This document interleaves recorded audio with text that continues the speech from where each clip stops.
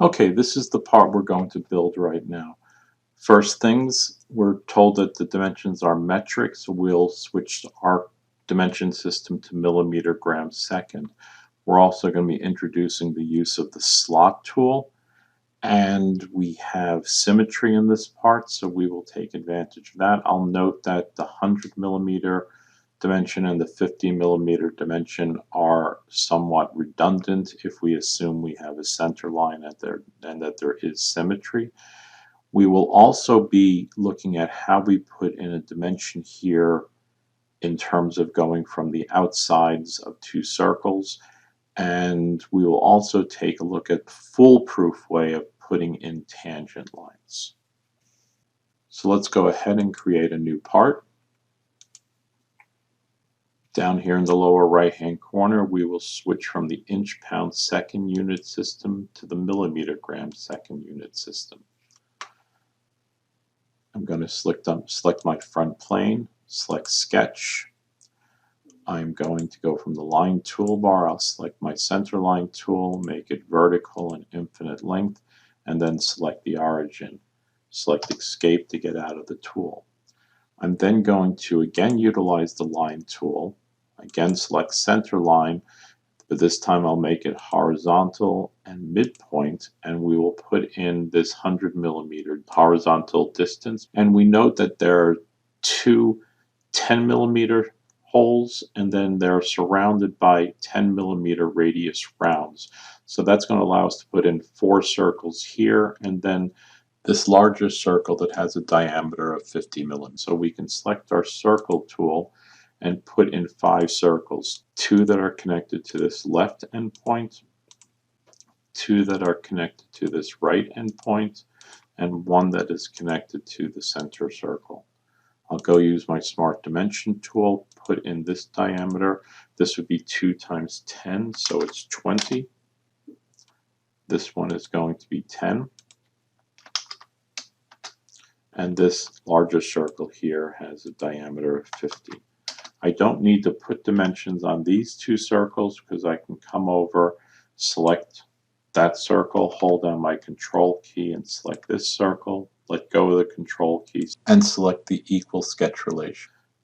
Select this circle, hold down my control key, select this one, let go of the control key, and again select the equal sketch relation. Go to my Smart Dimension tool.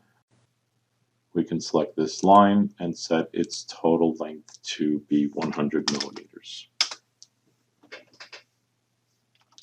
Now I'm going to go ahead and show you how to put in these tangent lines. If I select the line tool and select somewhere on this circle and pull away so you make sure you get that it's going to be tangent to that circle. Now all you need to do is come over and hover over this circle, and it'll automatically snap to being coincident and tangent. So once you see those 2 sketch relations appear, just left click and the line will snap to being tangent and coincident. Do the same thing over here. That one I was doing as a line. I'll do this one as a line segment. So I'll left click and drag, come over close to the circle here, and then just let go of my mouse and the line segment will have been put in. Do the same thing over here. Left click on the circle, just drag a little bit, hover over this circle, let go of my left mouse button, and do the same thing one more time. So select, come over, hover near the circle, let go of the mouse. So that gets me my 4 lines. Let's go ahead and put in our slot. So we want a center point straight slot. If I just select anywhere on the slot, you'll see that there's 4 different types of slots.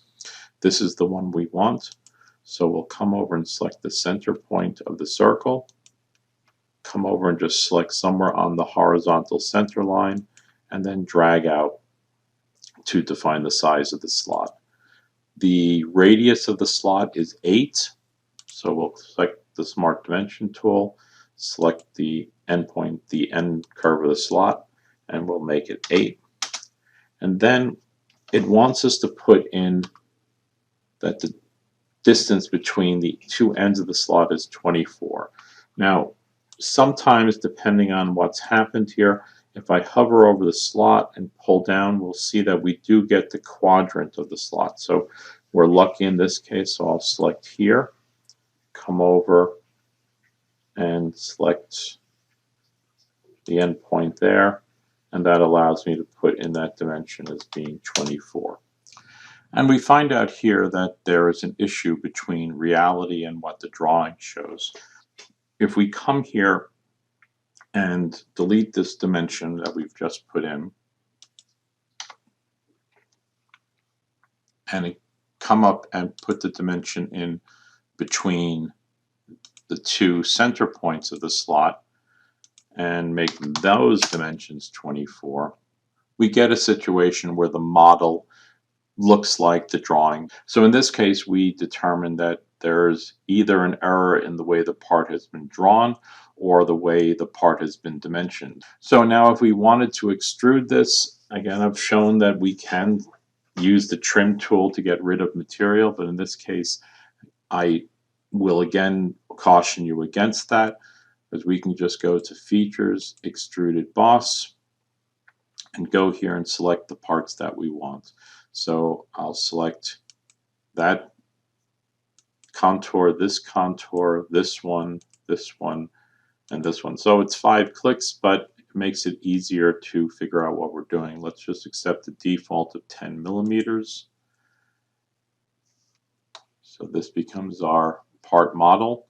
We can come up and go under the Evaluate tab, go to Mass Properties, and we would find out that the volume of this part is 32,307.32 cubic millimeters, and the surface area is 10,791.45 square millimeters. And the centroid of this, no surprise since it's symmetric in both vertical and horizontal, the XY location is 0, 0, and since we've extruded it out a distance of 10, the location of the Z component of the centroid is 5. All right, so we'll probably make a couple more videos, but we'll leave you with this one.